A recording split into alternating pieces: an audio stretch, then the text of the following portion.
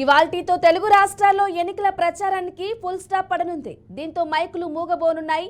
వీధుల్లో కార్యకర్తల నినాదాలు నిలిచిపోనున్నాయి. ఇంటింటికి తిరిగి కరపత్రాలను పంచుతూ ఓట్లను అభ్యర్థిస్తూ సాగే ర్యాలీలకు ఫుల్ స్టాప్ పడనుంది. మరికొన్ని గంటల్లో ఎక్కడికక్కడ నిశ్శబ్దం రాజ్యమేలనుంది.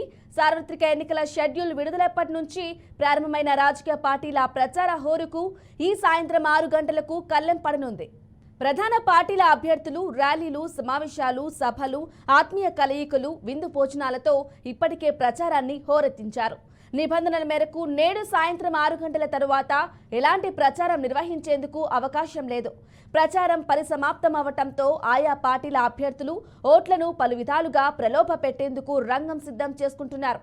ఈసారి సార్వత్రిక ఎన్నికల షెడ్యూల్ విడుదలైన నెల రోజులకు నోటిఫికేషన్ జారీ అయింది.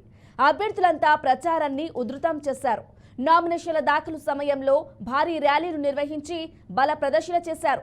ప్రచారానికి తెర పడనుండటంతో ఈ నెల 13న జరిగే పోలింగ్కు రంగం సిద్ధం చేస్తున్నారు.